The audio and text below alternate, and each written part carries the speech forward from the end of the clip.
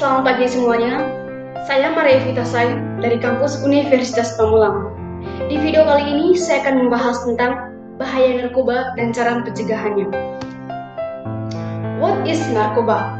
Narkoba adalah singkatan dari narkotika, psikotropika, dan obat terlarang. Selain narkoba, istilah lain yang diperkenalkan khususnya oleh Kementerian Kesehatan Republik Indonesia adalah NAPSA yang merupakan singkatan dari narkotika, psikotropika, dan zat adiktif. Jenis-jenis narkoba. Yang pertama, narkotika golongan pertama. Narkotika golongan pertama ini seperti ganja, opium, dan tanaman koka sangat berbahaya jika dikonsumsi karena beresiko tinggi menimbulkan efek kecanduan. Yang kedua, narkotika golongan 2. Narkotika golongan 2 bisa dimanfaatkan untuk pengobatan asalkan sesuai dengan resep dokter. Jenis dari golongan ini kurang lebih ada 85 jenis. Beberapa di antaranya seperti morfin, alfa-prodina, dan lain-lain. Golongan 2 juga berpotensi tinggi menimbulkan ketergantungan. 3. Narkotika golongan 3. Narkotika golongan 3 memiliki risiko ketergantungan yang cukup ringan dan banyak dimanfaatkan untuk pengobatan serta terapi. Berikutnya, jenis-jenis narkotika. Jika berdasarkan pada bahan pembuatnya, jenis narkotika tersebut diantaranya adalah: yang pertama, narkotika jenis semi-sintetis. Pengolahan menggunakan bahan utama berupa narkotika alami yang kemudian diisolasi dengan cara diekstraksi atau memakai proses lainnya. Contohnya adalah morfin, heroin, kodein, dan lain-lain. Ya, kita bisa lihat gambar di situ, ada gambar botol morfin dan suntikan. Yang kedua adalah narkotika jenis alami. Ganja dan koka menjadi contoh dari narkotika yang bersifat alami dan langsung bisa digunakan melalui proses sederhana.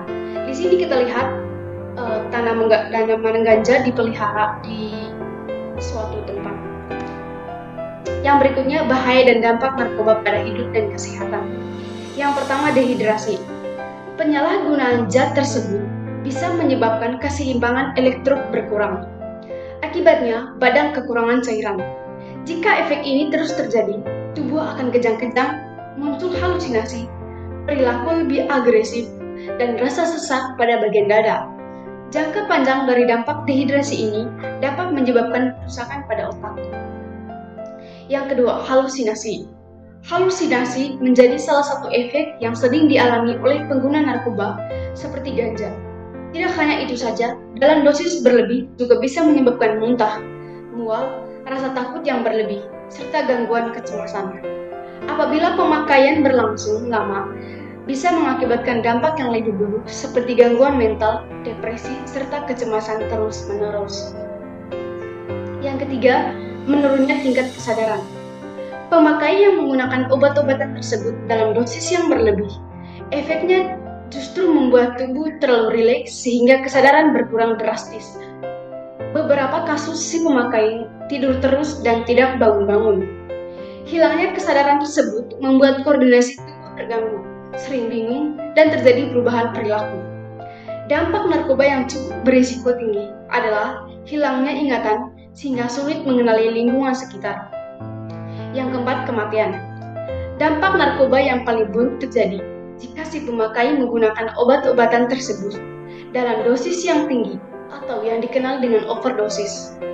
Pemakai sabu-sabu, opium, dan kokain bisa menyebabkan tubuh kejang-kejang dan jika dibiarkan dapat menimbulkan kematian. Inilah akibat fatal yang harus dihadapi jika sampai kecanduan narkotika, nyawa menjadi taruhannya. Berikutnya, gangguan kualitas hidup. Bahaya narkoba bukan hanya berdampak buruk bagi kondisi tubuh. Penggunaan obat-obatan tersebut juga bisa mempengaruhi kualitas hidup. Misalnya susah berkonsentrasi saat bekerja, mengalami masalah keuangan, hingga harus berurusan dengan pihak kepolisian jika terbukti melanggar hukum. Nah, di sini kita lihat gambar di mana seseorang merasa frustasi karena menggunakan obat berlebihan atau overdosis. Nah, kita lihat juga bahwa di gambar ini obatnya ada yang berupa cairan ada yang berupa pil. Nah, pemakai obat ini bisa disuntik atau dimakan langsung. Nah, yang terakhir, cara mencegah narkoba. Cara mencegah narkoba sebenarnya gampang. Yang pertama itu, jangan pernah untuk mencoba-coba menggunakan narkotika kecuali atas dasar pertimbangan medis atau dokter. Yang kedua, yaitu mengetahui akan berbagai macam dampak buruk narkoba. Nah, tadi sebelumnya kita sudah mengetahui dampak-dampak narkoba itu seperti apa.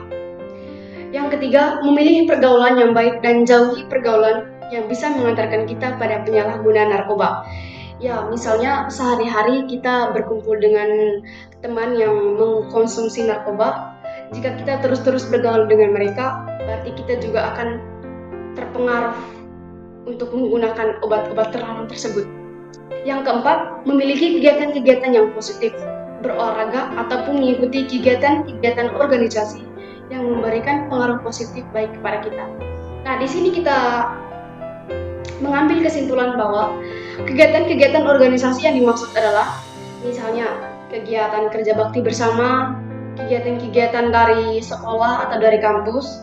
Ya, intinya kita harus memiliki kesibukan setiap hari agar kita tidak tertarik kepada obat-obat terlarang tersebut.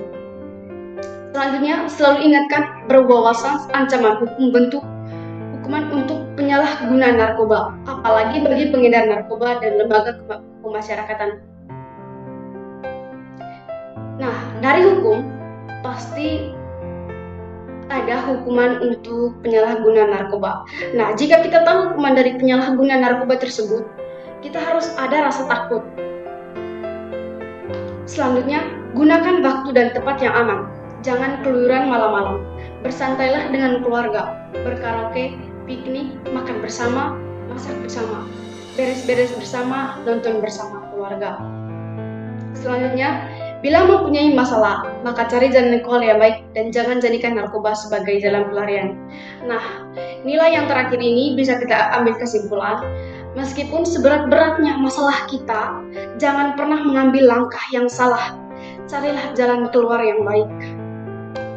Itu saja hasil presentasi dari saya. Sekian dan terima kasih. Semoga bermanfaat.